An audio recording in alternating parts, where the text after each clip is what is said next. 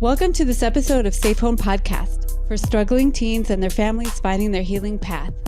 I'm Beth Syverson, a mom of an 18-year-old son, Joey, who has been dealing with addiction and mental health issues for several years. I am walking beside him as he struggles with his recovery while I work on my own personal growth and healing. Today's guest is Jude Gorini, a Brazilian who lives in northern Italy. He identifies as genderqueer and works as an author, podcaster, intuitive coach, and creative artist. He has struggled with bipolar, addiction, and gender identity issues and shares his life story openly in order to help others. I met Jude recently when I recorded on the podcast that he co-hosts with Leela Davis, What I Didn't Tell My Therapist. He really resonated with our family's story, which intersects in many ways with his own. You will love his warmth and honesty, not to mention his sexy accent. Welcome to Safe Home, Jude. Great to have you. Oh, thank you so much for having me. I'm so excited. So I read that you're Brazilian, but I know that you live in Italy because I know when I look up what time it is, I have to look in Italy. How old were you when you moved from Brazil, and how does that all work? So I lived in Brazil until I was 10, and then my mother decided to remarry again, and my stepfather was from Italy. Okay. So when I was 10, we moved to Italy, where, I stayed until I was 25, and then I moved to London. Oh, okay. And I stayed there for several years. I just back from, it's probably 4 or 5 years that I'm back to Italy again. Okay. Just because my father passed away and I needed to come back. My mother asked me to come back. I was not happy about it, but for once I said, okay, let me put family first. And I just moved back. Yeah. Did that end up being a good move or no? Absolutely not. No. For 5 years, it's been not good. Oh, in America, we kind of think of Italy as just a beautiful vacation spot. But I suppose living there, is it the family or the place that has been a challenge? Well, it's quite funny because when I moved to London, I had a huge cultural shock. And I had the same when I came back. That is a little bit weird because, I lived in here. Yeah. But Italy is a beautiful country. Like for holiday, I think is the best place that you can go. But when you live in, there is so many things that doesn't work at all. The bureaucracy here is terrible. If you are part of the LGBTQ plus community, there is a lot of discrimination towards it, really? And there is a lot of racism. And there is always this strange way, like this is a proper Italian way to see life, that you complain constantly. You complain? Oh, it's a huge complaining all the time. Oh, really? Yeah. Huh. And for me that I lived in the UK where these things exist because still you have discrimination, racism, but it's a big community population you don't even felt. When I came back, I was like, oh no, I'm back to all of this. Oh gosh. Oh, and are you in a small town or a big city in Italy? So I am in a small town. It's a Lake Como. I think that many, Oh, that's beautiful. There's movies and oh my gosh. Okay, so it's idyllic, but idyllic to look at. Yeah, it's beautiful. Like as a tourist, I can see that is magical. Like each part of Italy is magical. But then when you live in, there are so many things that doesn't work properly. Are gay people allowed to be married in Italy or no? Oh yes, it's actually 2 years ago. I think it's two and a half. Okay. They changed the law so they can get married without problem. But and here we go. This is like the funny and at the same time the horrible part of it. Like you can go to the council to ask to get married, but if you find in the office someone that is completely against gay marriage, they will probably invent an excuse and say to you, I'm sorry, we can't do that.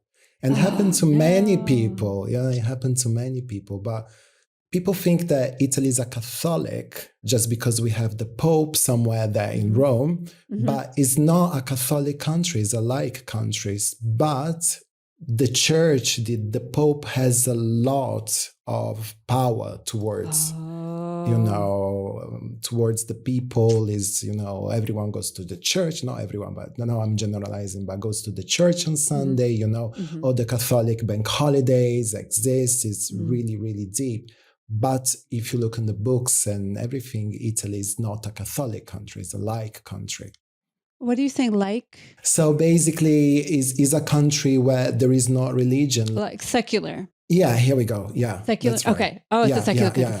Yeah. So they're Catholic maybe by tradition, but they're not really religious. Yeah. Their parents were Catholic, so they're Catholic, but people don't necessarily go by their religion, except for some bureaucrats and, of course, the Pope and all that. Yeah. So that it affects your day-to-day living. Oh, yeah.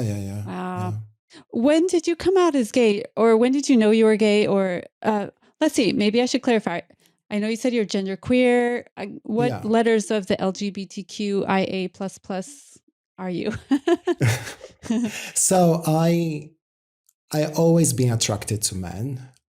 So I would say I am gay. But then if I need to look to the gender side of it, I never felt as a man, I never felt as a woman, but at the same time I felt as a man, and sometimes I feel as a woman. So that's kind of confusion inside of me. But I think it was since I was a kid, to be honest. So I grew up without a dad because my dad passed away before I was born. Man, sorry. Oh, no, that's okay. And so I grew up with my mother, and my mother was a model. And in my house, there was just women's around. And pretty things. Pretty things and all of that. So I was always attracted to that, kind of environment. I was putting high heels, my mother high heels and things like that. I was playing with other kids, pretending to be a woman. And, I think that since I was a kid, like a little kid, I was always... This is when I said, okay, I'm not attracted to women at all. But my coming out, it was when I was 18. Horrible situation. Nowadays, I think that the new generation is quite lucky just because there is all this big information. I'm not saying that all families will accept or not, but in my time, though, like being gay sounds like you have a cancer or anything like that, Yeah, at least now they have pride parades everywhere. And here we go. It's more out in the culture. But when you were 18, it was not nearly as accepted in regular culture. Wow. No, at all. Yeah.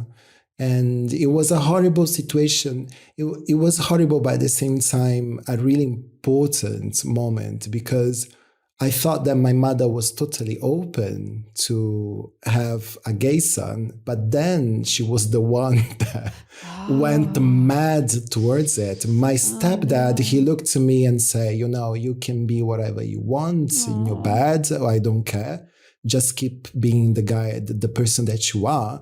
And instead, my mother just went crazy. Like I needed to leave house for 1 week. Whoa. Basically. Whoa. Yeah. Now, as a model, wouldn't she have been in touch with many gay men? Hair, makeup, you'd think costume designer, whatever. But she didn't see you as being that. Yeah, and the thing, after many years, she told me, I knew it that you were gay, but I didn't want that to be my family. That is a huge statement. Yeah. But I understand because from a cultural point of view, the Brazilian culture is beautiful, but you have the reverse part of the medal where your family needs to be perfect. Everything needs to be perfect. So, for example, when my mother talks with my aunties, it's all about my son does this, my daughter does that, my son is this, my son is that. And my mother to go to them and say, hey, my son is gay, it was like, I am the worst of the family and all of that. Yeah, I know. Oh, it just breaks my heart. Have they come around since then? Well, when I came out, after probably 3 or 4 months, I left home. I went to live with a guy that was my ex-boyfriend. And the relationship with my parents started to be a good relationship towards my 24. Yeah, when I was 24, 25, they started to be much more open. Nowadays, my mother still have this idea of I wanted to have my nephews and all of this, right, but she's totally open. Like my boyfriend is always in bed. She's like happy, and there is not that much judgment as it used to be, to have before. She changed it. That's good. Yeah. It sometimes takes parents or, family members, we come out, we've been working on it for years. We finally come out, but they need time to kind of come out to themselves and to their family. And hopefully people usually come around, but not always. But I'm glad your family did come around. Is your family religious? Oh, a lot. Oh, very Catholic? Yeah, because Brazil's completely. Catholic country too, right? Yeah, completely. Like in each sentence, there is God involved or Jesus involved. Oh, oh boy. Yeah. I think that, gosh, religion has done so much damage in the LGBTQ community. It's just totally something they'll have to dig out of to make amends for eventually. I think it's just been incredibly damaging. So, so what did you do with yourself? You got through high school, I imagine, but then you came out at 18 and things probably got a little crazy. Were you career driven at that point, or what were you doing with your life? So I left home. So basically I left high school. I wanted to go to the university, but I couldn't afford at all to go to the university. So I started to work in a store as a sales assistant. Mm-hmm. I always been like till now really professional. So I managed to build up a career really quick for someone that time at that age. So I changed stores. I became a visual merchandising manager at some point.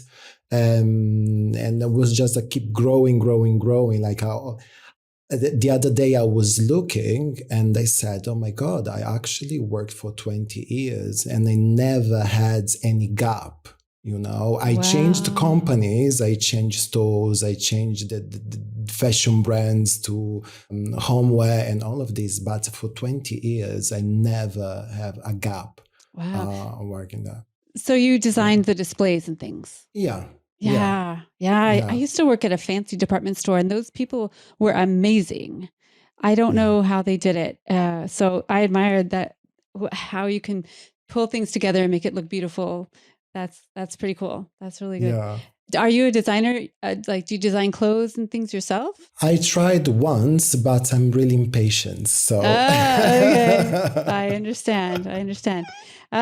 So I understand because when I was on your show, that you really could identify a lot with Joey's addictive experience. When did addiction come into your life? So I think that the idea of addiction came when I was a kid, just because my mother was taking a lot of antidepressants. And in my teenage years, she started to mix with alcohol. That is not the best mix. Nope. So I had that vision of, if I want to get crazy, that is the best way to get crazy. Oh, did she get fun when she drank? Not at all. It was like a really bad, not fun at all. You said crazy. I thought you meant like party crazy. No, crazy, meaning that if I wanted to numb myself from the world, that was my example of, because the day after she was like, oh, I don't remember anything. So in my mind, I was like, wow, how can you not remember all the bad things and bad words that you said? So when I moved away, I unfortunately had this boyfriend. He was a drug addict. And at the beginning, I didn't know anything. But there were days that he completely escaped. And I couldn't find him anywhere. And I was calling, he was not answering. And then after one day, he was calling back, oh, I'm okay, sorry, I just went to my parents' house and all of this.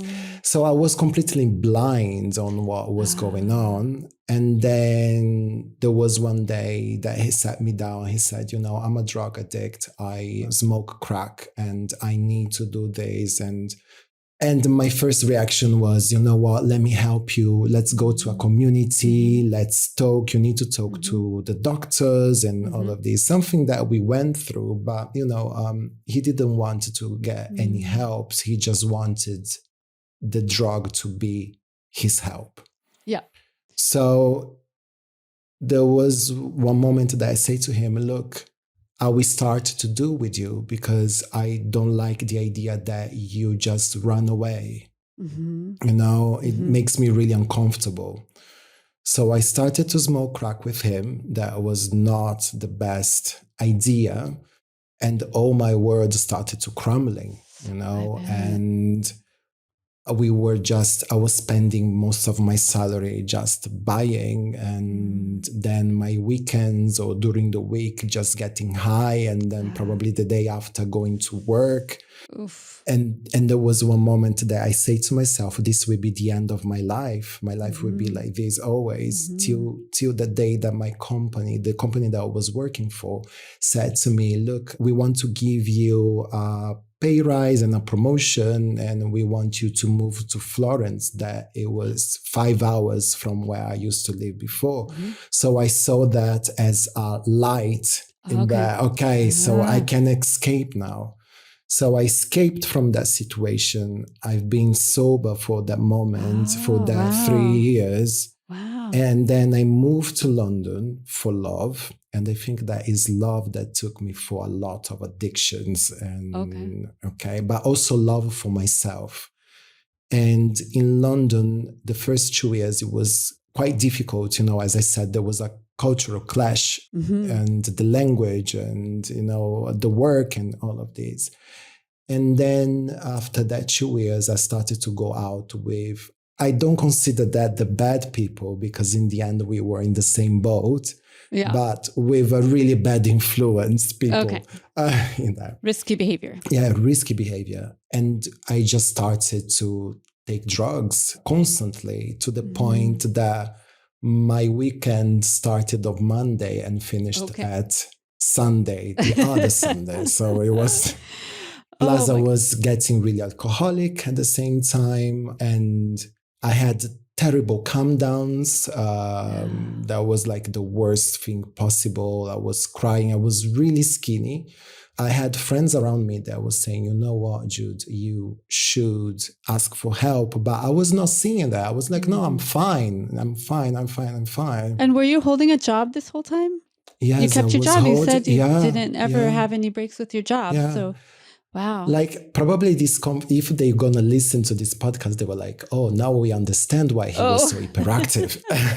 Yeah, you're like, gotta get more done. But I was actually going high to work, not even caring about what people could say or understand. I was probably good on faking. Okay, yeah. And cocaine was your main drug of choice? No, it was meth. Meth, yeah. I was, That makes you skinny. And it was meth because it was really cheap.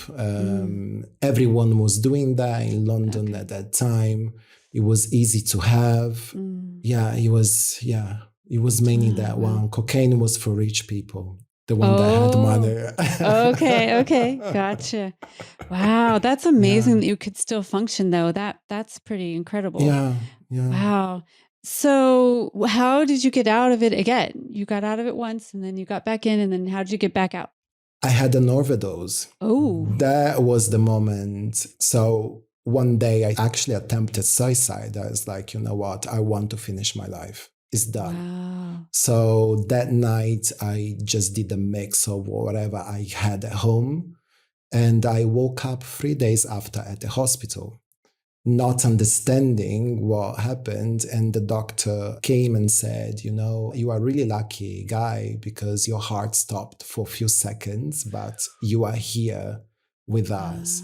And that left me speechless, left me, oh, wow, why I'm ruining my life in that way, And in that case, well, I had all the support, because when you attempt suicide and when you do this, you have all the support and they follow you and they're all in there. And slowly I just came out from all of that, realizing that I needed to work more on myself and needed to understand what was going on inside of me. I was not listening to myself. I was not stopping myself. I was going over my limits. I was just getting crazy.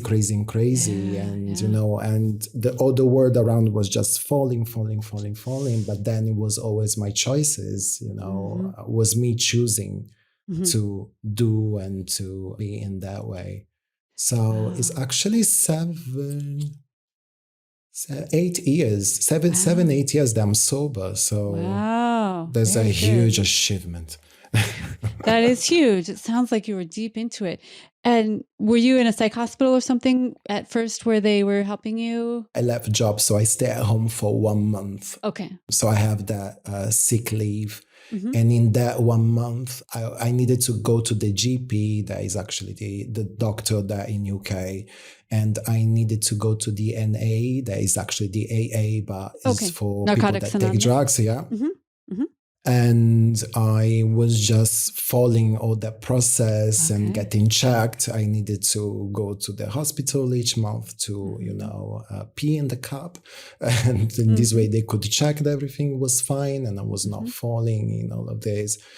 And thanks to DNA meetings, that was the biggest inspiration to change. Like when I was sitting in there, listening to other people's experience in life, I was looking to mine and I was like, why are you being so selfish, you know?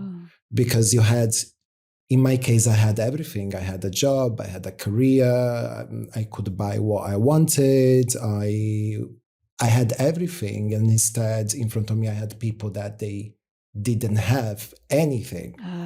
So from there I started to, you know, stand up, wake up, and to really get to know more myself. Yeah. Do you feel like the community in the NA program is what kind of pulled you out? That sense of community, I'm not alone, others understand me. That community piece is so important, however people can find it. So a lot of people find it in 12-step programs, or there's a lot of different ways, but I'm so glad you did, because the world needs you. The world needs what you have to offer. And gosh, you're doing so many amazing things. So when did you start doing the kind of the coaching and the holistic, the meditation kind of things? So I started 4 years ago. Okay. So it was a moment where I said to myself, you know, you need to learn to be in this world.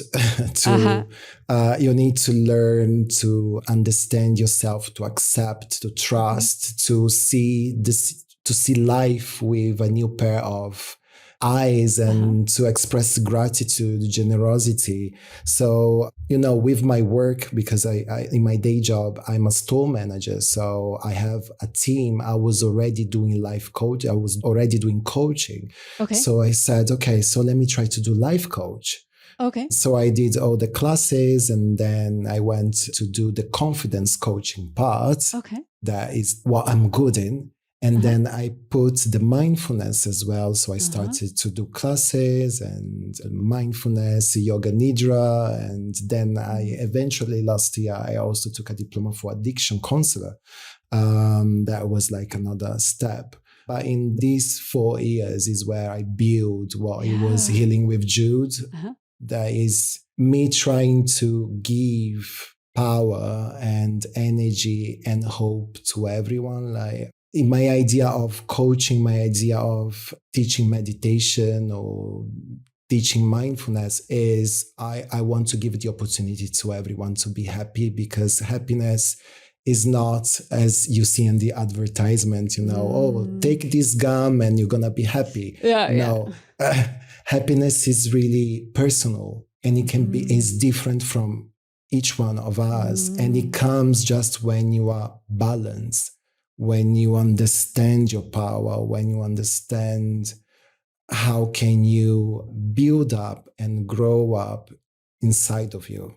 Wow. Yeah. Well, that's so great. And so healingwithjude.com is your That's right. Your place, right? Healing with Jude. Yeah. And I've listened to your meditations and you're just doing such amazing work.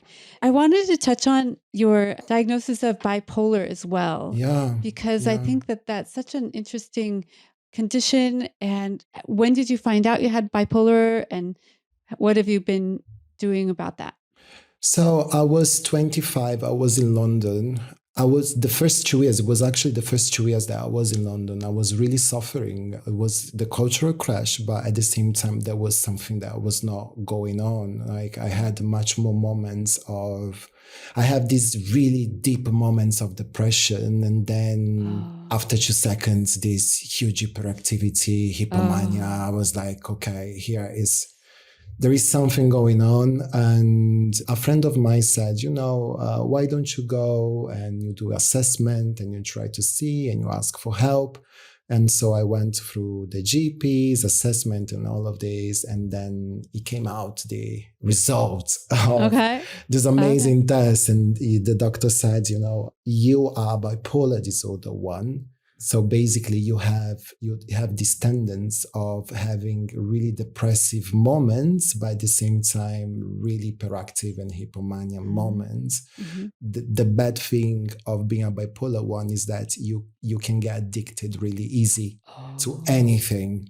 So you need to pay attention to that as well. Mm-hmm. And then I did, this was my question to the doctor. So you mean that people, they don't live with my same mind? Like you are saying that people, they don't have these up and downs, that they don't have these crazy moments that they, and he said, no, my dear, people normally, they don't have that. And I said, wow, so for 26 years, I lived thinking that was a normal life. Wow. And it wasn't. So I went through medicines and mood balance and medicines as well. It didn't work out because I didn't like the numb sensation that certain medicine can give to you. It kind of makes everything kind of neutral, right? Yeah, I didn't have any emotions. That was incredible. Yeah. Like I loved the first month.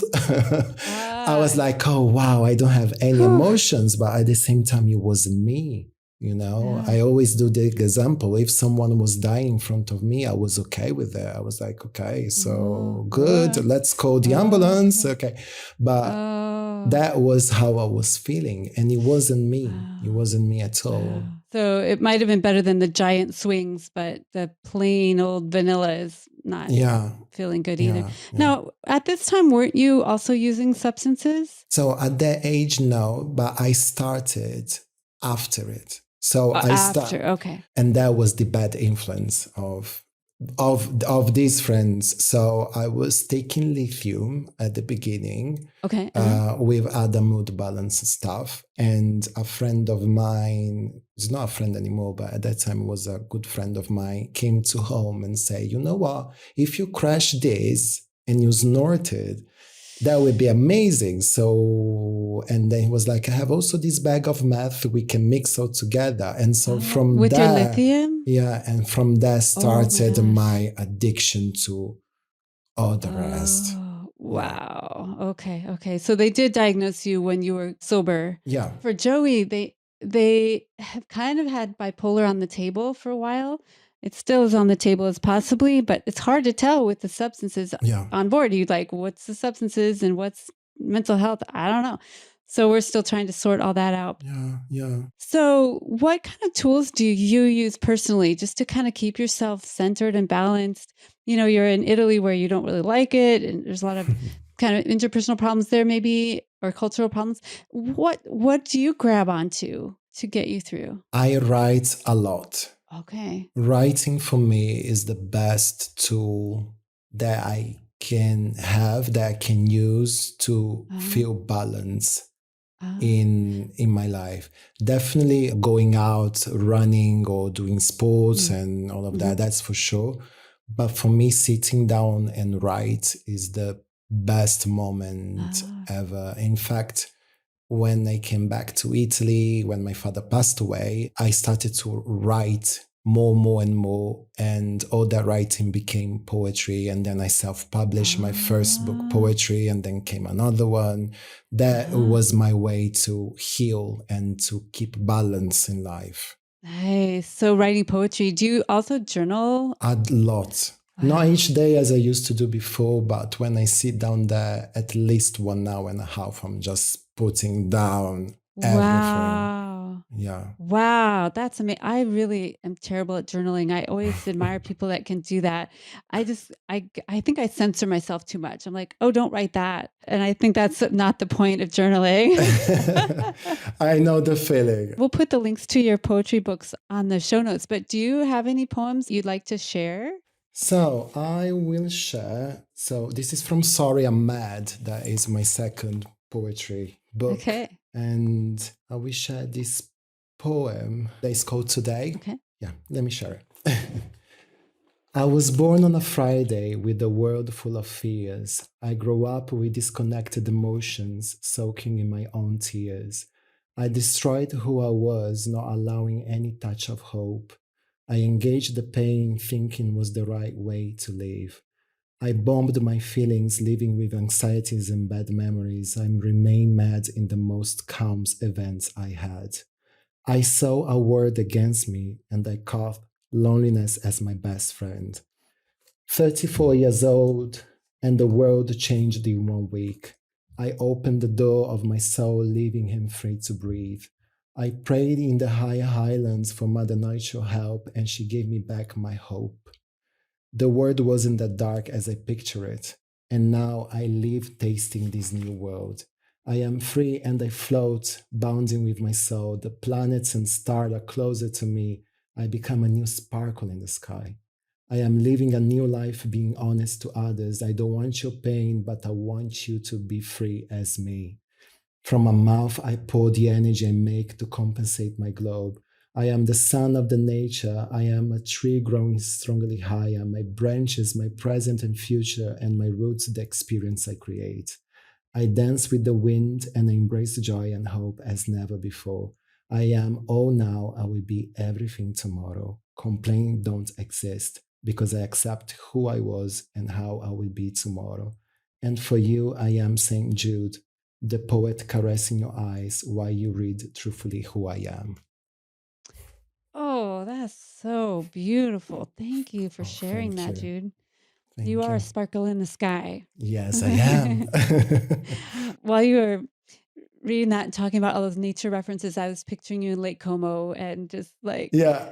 do you get a lot from nature, like in I your have to. day-to-day living? Yeah. I have to. I think that nature is another tool that really helped me, big hikings. Like a few years ago, I did this hike in Scotland that was 120 miles by walk. What?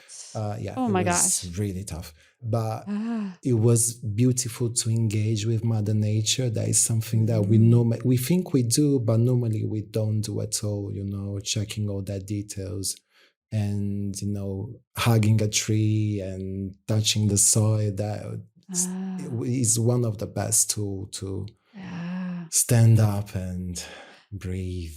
Yes, nature is so great. And our animals too.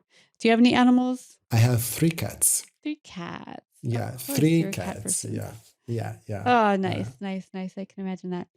Okay.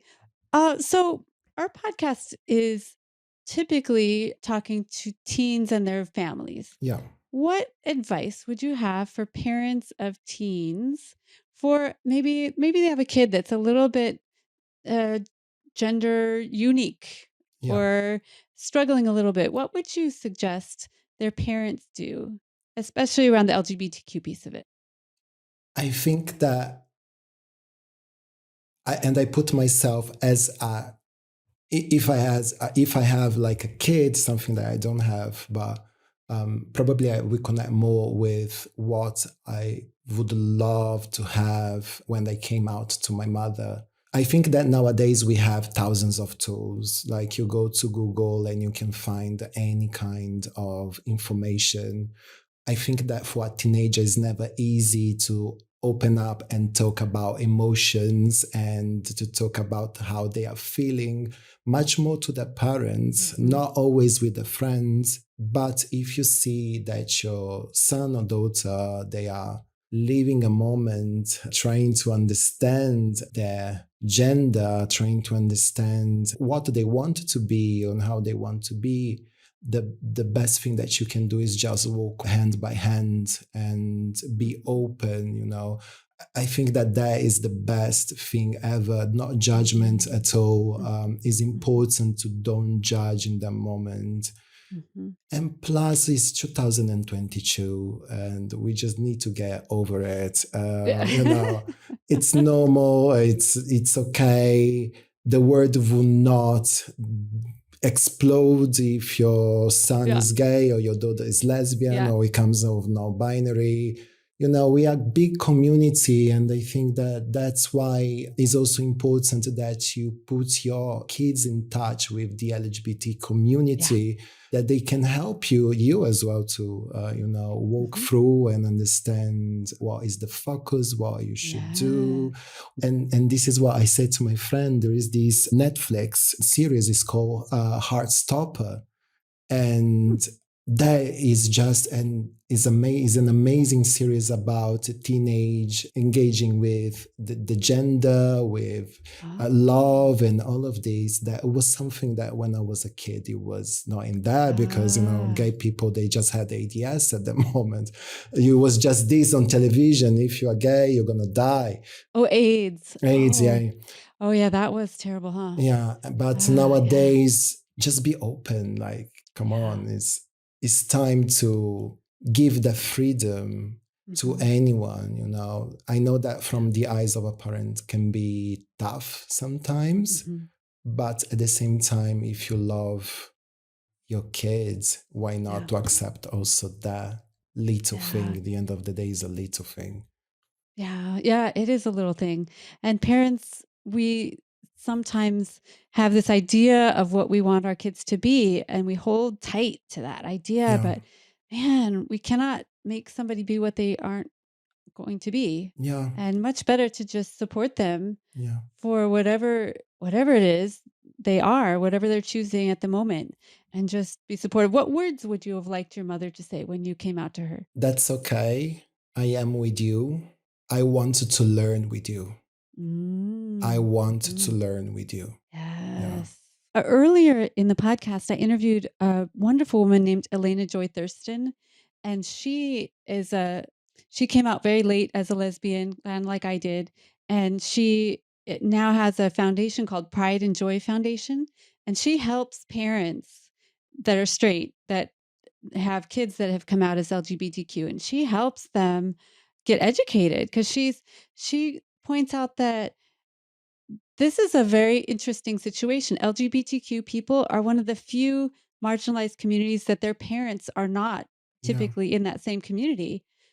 Normally if you're a different race or whatever, your parents are also that, right? But most gay people are born to straight people.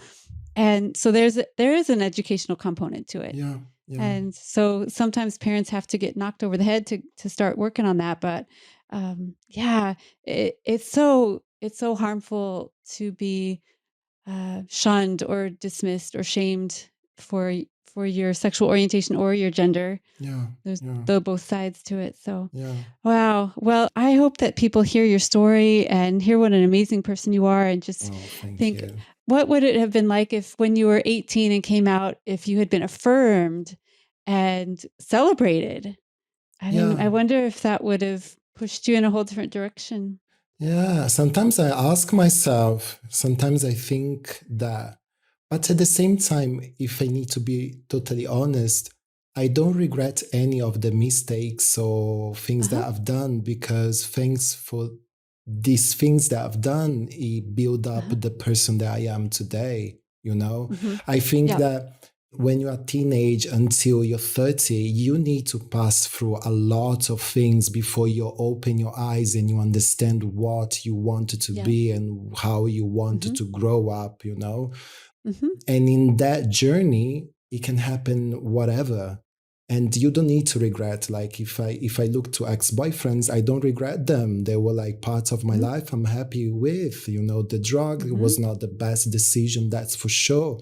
But somehow it helped me to heal myself and start to heal also other people, I think is a part of life journey. So, and that is why life is so beautiful, because it can be always positive, pretty, whatever it is. Right. It needs to be tough sometimes, you need to go down deep to be able to stand up. Yes. Well, and luckily you survived your overdose and are able to turn your life around. And now you're helping other people, which is amazing. And that's my wild dream for Joey. He's actually sober right now, and he's coming out of his haze, and he has such a heart to help other people. And I think that's so, for somebody that's used drugs to talk to somebody else who used to use drugs. Yeah. I mean, that's powerful. That is really it's powerful. one thing for me to say, don't use drugs, but to talk to someone else that's been through it and knows how hard it is and can help give a hand and say, here, I'll help you if you want help. So I think that's so great. Is there anything else you'd like to say that I didn't ask you about? Well, we went through everything, and I am really happy. I love to share my story, not because I'm a cocky person, but I think it's just that sometimes we think we are alone and that we are the only one living certain situation. And instead, if all the world would open themselves and share their experience, I think there are many problems that we face nowadays. It will not be deleted, but will be different to live with. Yeah, exactly. Well, I know that's a big goal of our podcast. And I know that you and Leela, with your podcast, What I Didn't Tell My Therapist, you guys are doing great work over there. And with healingwithjude.com, you're just doing amazing things. I just wish you all the best. And I know we'll collaborate again another way somehow. Definitely. I would love for Joey to meet you someday. Yes, definitely. I'm up for it. I think you would really like Joey. Well, thank you so much, Jude, for being on with us. Thank you so much for having me. I loved this moment. On our episode in What I Didn't Tell My Therapist, I was mesmerized by the power that you have and that you share. I was speechless most of the time, like, oh my God, I want a mother like this. I'll be your mother. Yay. Oh, well, you're so sweet. Well, thank you so much. I hope everybody will go look you up and find your poetry, and I'll put all those links in the notes. And also, listeners, please share this episode. Go find Safe Home Podcasts on social media. Support us with Patreon if you're interested and willing. Patreon.com/safehome. You'll find more information there. And we just appreciate all of you listening and sharing. And we're all just trying to help destigmatize all of these things, these things that our culture has tended to shame for: drugs, mental health, LGBTQ. We're trying to open it up, talk about it, so there's less stigma in the world and people can feel more whole and authentic, whatever their path is. So, yay. Well, thanks again, Jude. Thank you. Jude and I want you all to stay safe.